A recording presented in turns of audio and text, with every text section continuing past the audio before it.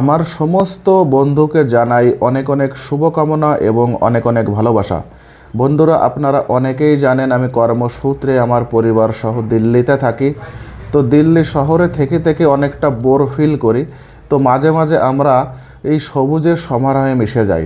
ওই সপ্তাহ 10 দিন 15 দিনে আমরা একবার এমন একটি জায়গায় যাই যেখানে গেলে চারো সাইডে শুধু সবুজ আর সবুজ, মনোরম পরিবেশ নজর আসে।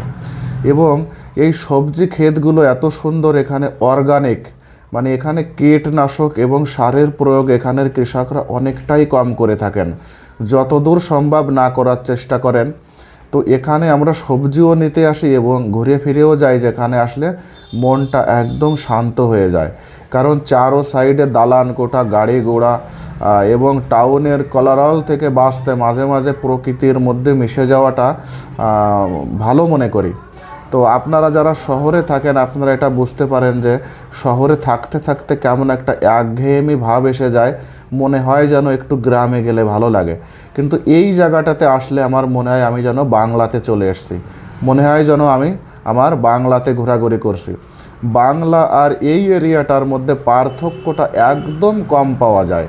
তো আমি আমার পুচকুসোনা স্নেহা এবং আমার ম্যাডামকে নিয়ে মাঝে মাঝে বাইকে করে এখানে ঘুরতে আসি।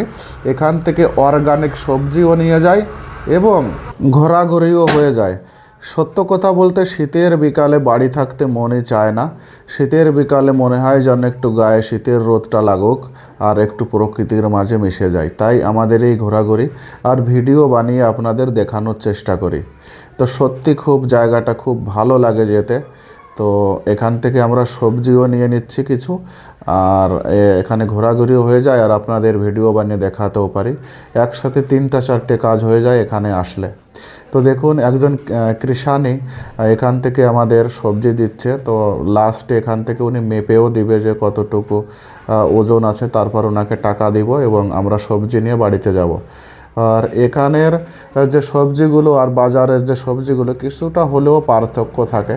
আপনি সবজি ক্ষেত থেকে ডাইরেক্ট যে সবজিগুলো নেবেন আর বাজার থেকে যে সবজি কিনবেন, দেখবেন সবজির স্বাদের মধ্যে কিছুটা অন্তর হলেও হবে। কারণ সবজি ক্ষেত থেকে নিলে জিনিসটা একদম টাটকা পাওয়া যায়, আর যদি আপনি বাজার থেকে নেন তাহলে দেখা যাচ্ছে সেটা 1-2 দিন 3 দিন 4 দিন পুরানোও হতে পারে। তো কিছুটা অন্তর হলেও হবে আপনার স্বাদের দিকে।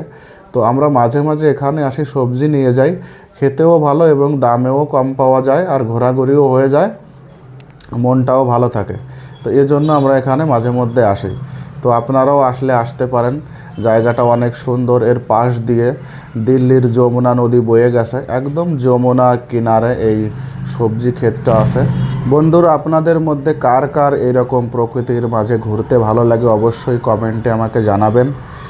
আর আমি খুবই নতুন একজন কন্টেন্ট ক্রিয়েটার, মানে ভিডিও ক্রিয়েটার। তো অবশ্যই আমাকে আপনারা সাপোর্ট করবেন। আমাকে সাপোর্ট করলে অবশ্যই আমিও আপনাদের সাপোর্ট করব। কারণ এই প্ল্যাটফর্মে একজন একজনকে সাপোর্ট না করলে কোনোভাবেই আগে বাড়া সম্ভব না। তাই যতদূর সম্ভব সম্পূর্ণ ভিডিওটা দেখার চেষ্টা করবেন, আর ভিডিওটা কেমন হলো অবশ্যই জানাবেন।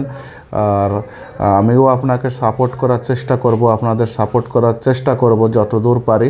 তাই একে অন্যকে সাপোর্ট করুন যে এই প্ল্যাটফর্ম থেকে কিছু একটা করা যায় কি না।